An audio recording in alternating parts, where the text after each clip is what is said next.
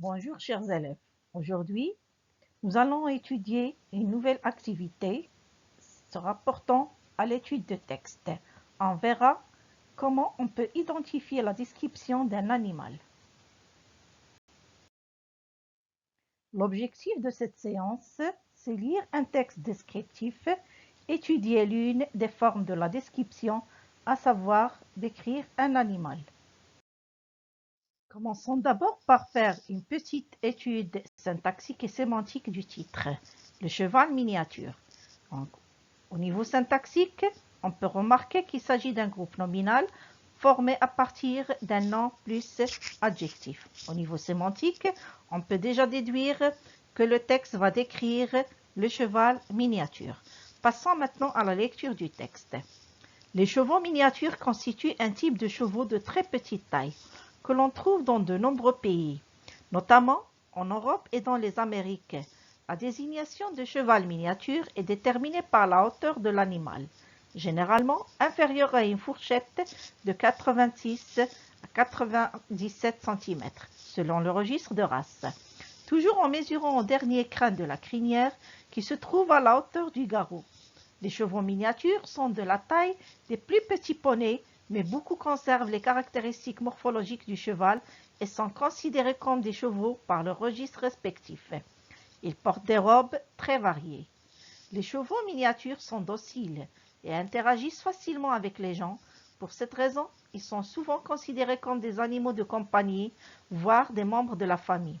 Ils sont parfois formés pour l'aide à la personne, qui s'apparente à un travail de chien d'assistance pour les personnes handicapées. Si les chevaux miniatures peuvent être formés à travailler à l'intérieur d'une habitation, ils sont de vrais chevaux et restent en meilleure santé lorsqu'ils vivent à l'extérieur, avec un abri et de l'espace pour courir lorsqu'ils ne travaillent pas avec les humains. Ils sont généralement très rustiques et vivent plus longtemps en moyenne que certaines races de chevaux de grande taille. La durée de vie moyenne des chevaux miniatures est de 25 à 35 ans. Je vous invite à trouver l'explication de quelques mots qui vous paraissent un peu difficiles, comme par exemple le crin. Qu'est-ce qu'un crin? C'est poil lent qui pousse au cou, la queue et aux extrémités inférieures des membres d'un animal. Crinière. Ensemble de crins, ça veut dire poil lent, qui se trouve sur le cou de certains animaux comme le lion et le cheval. Garrot. Qu'est-ce qu'un garrot? Garrot, c'est partie située au-dessus des épaules et qui termine le cou d'un animal. Poney, c'est un cheval de petite taille. Rustique, résistant. Race, c'est espèce. Après notre lecture du texte, nous avons pu le découper en trois axes importants. Premier axe, où l'auteur décrit la taille et la robe du cheval miniature. Là, on a pu avoir des informations concernant la taille du cheval miniature, surtout sa fourchette qui ne peut dépasser 86 à 96 cm. Il a aussi une robe variée, donc la robe se rapportant à la couleur. Il peut être noir, blanc, marron, ou bien il peut avoir une robe variée qui varie entre le noir et le blanc, entre le marron et le blanc, ainsi de suite. Deuxième axe de lecture, se rapportant au mode de vie, comment il vit. Donc, il est considéré comme un animal de compagnie. Il est apparenté au chien. On a l'impression qu'il s'agit d'un chien de compagnie. Donc, il peut aussi effectuer des travaux, d'autres travaux. Il peut aider aussi l'homme dans son travail. C'est un animal rustique. Troisième axe de lecture.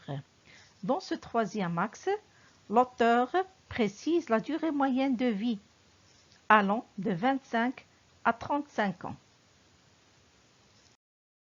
Retenons maintenant, comment peut-on identifier la description d'un animal dans un texte descriptif? D'abord, il faut savoir que la description d'un animal est une description objective. Je décris ce que je vois. Je ne vais pas faire appel à mon imagination. Deuxièmement, elle informe sur l'apparence et la constitution physique d'un animal. Dans ce genre de description, on va décrire l'apparence physique de cet animal. Sa nourriture. Est-ce que c'est un animal carnivore, herbivore, ainsi de suite. Pour la description d'un animal, on utilise des mots spécifiques pour désigner les parties de son corps. Bien sûr, on doit faire appel au champ lexical se rapportant à l'animal qu'on est en train de décrire. On ne va pas parler, bien sûr, des mains, des pieds, ainsi de suite. Exemple, pattes, museau, pelage. C'est un lexique qui se rapporte au champ lexical de la description d'un animal. La description d'un animal peut être valorisante ou dévalorisante selon l'animal décrit. Il ne faut pas aussi oublier que pour faire la description d'un animal, il faut toujours partir du général vers le particulier et du haut vers le bas. Pour finir, je vous invite à faire correspondre les éléments de la colonne A à ceux de la colonne B. Colonne A, taille, robe, mode de vie, durée moyenne. Colonne B, variée, 86-97 cm, 25 à 35 ans, animal de compagnie, rustique. Sur ce, je vous dis au revoir et à bientôt.